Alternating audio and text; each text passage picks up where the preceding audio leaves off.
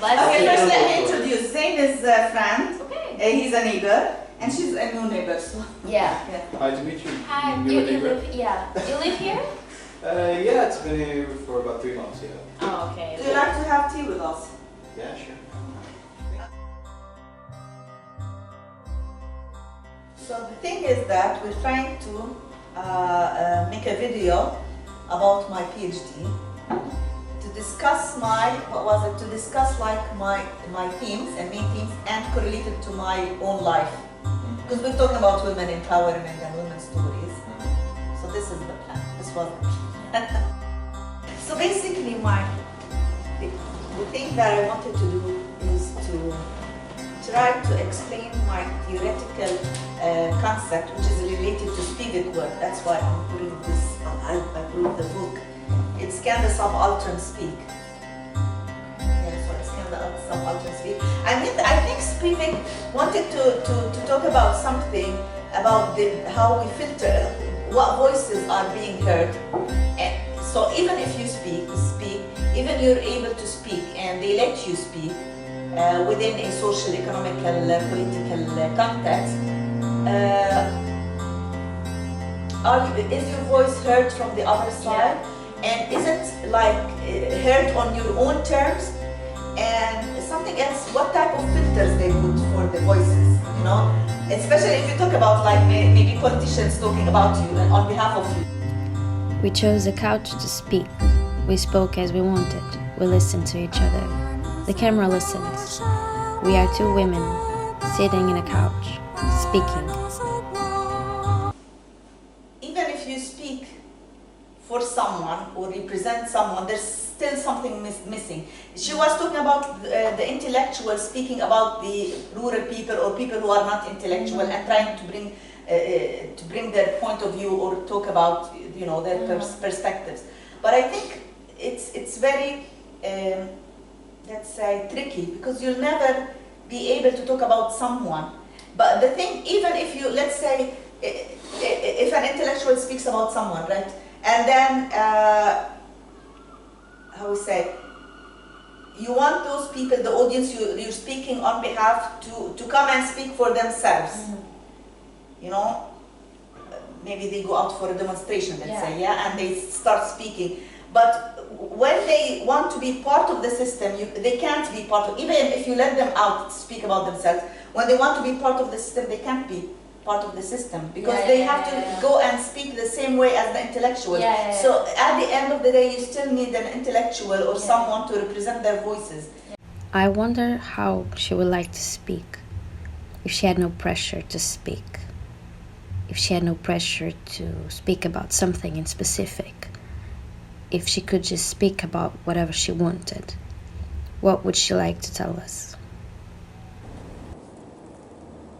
I feel even if I weren't like an intellectual or like in the academia doing or trying to do reflexivity on my life and do the interpretation of my research as a paper to be published or in the academic discourse, I would love to be a storyteller, like tell my stories in a way, in an honest way, but still honest is also who defines honesty, because sometimes we tend to speak without understanding on ourselves, so it's a subconscious and conscious level.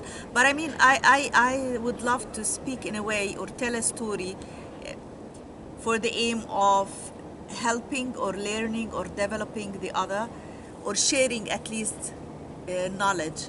So I don't know if I answered your question.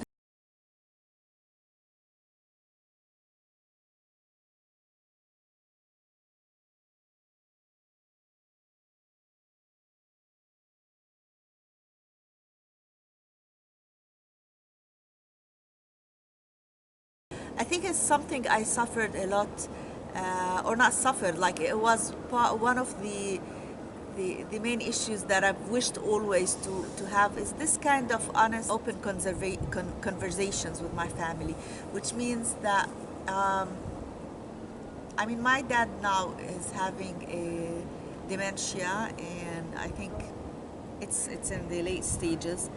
And I think there was a kind of, dispute, or let's say, we weren't like on good terms before he got into this disease. And I felt I always wanted to have a reconciliation or talk to him, show him how much I love him. I hate that we tend to waste our lives just because, as a woman, I mean, it's you can't prove yourself. I mean, it was always to me that I want to prove myself to my father, to my family, and at the same time, I was always holding this kind of emotional feeling. I used to, you love your family, you love your culture, your kinship, but at the same time, they do not really want to hear you, what you're saying. They don't want you. They want you and accept you if you stay within the limits, the roles they put for you. So even if you decide to change the role, definitely you will become a misfit or be estranged. I had an hard time telling my parents I wanted to be an artist and probably not a mother. I came to London and I realized I didn't really know why. I mean, I know why. Because of my career, I want to be an actress, but why? Wiza was very kind to me since day one. I realized she knew better. I am navigating in a system that has few places for women, or they have specific roles for us or something. So I just go out and I try to find my place. Out of necessity. It's not really a thing that I choose to do.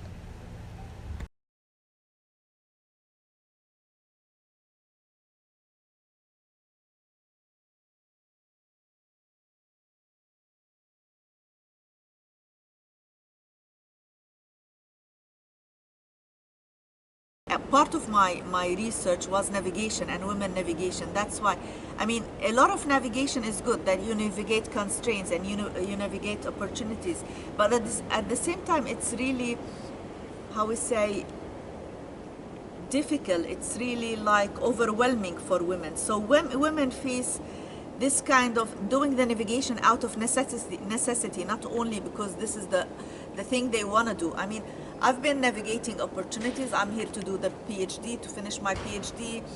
I'm here to find a better opportunity while I'm teaching at GBS, teaching at University of Westminster, leaving my kids with my partner, maybe being misunderstood by my family. All of these, I'm navigating everything, trying to make the best out of it based on my situation and based on the whole globalization, capitalization, everything happening in the world. I'm trying to navigate things to make the best out of it, not only for myself, because I mean, it's about surviving. It's about adaptability. I'm trying to survive and to help those who are connected to my life to survive.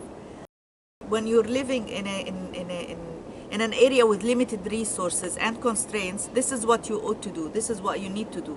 Just keep navigating. So yeah, I can say my life and childhood, even though I don't know, I have this kind of, I forgot completely about my childhood. I don't know why, I can't remember my childhood in a way. But I mean, my life was always about navigation.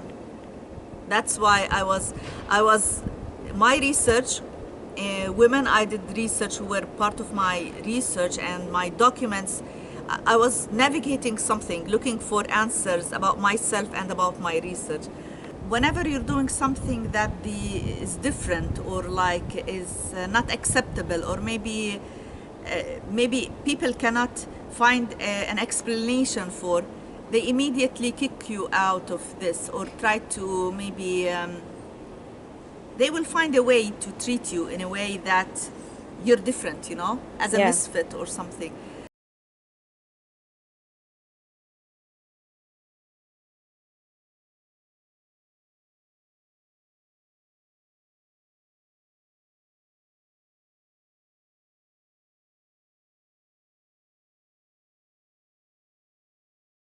Talk about, we started all this whole conversation speaking about the place to speak and how there's so many rules.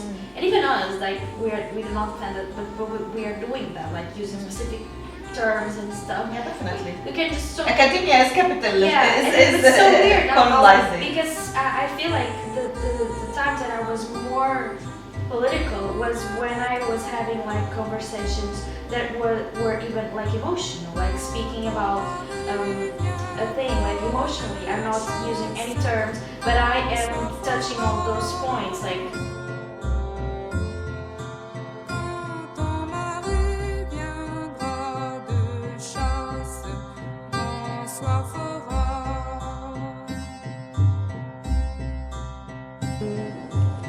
When I was like watching the videos and something that we were talking about, I really have this sensation, especially when I was writing some narration, like about how I get to know you and stuff.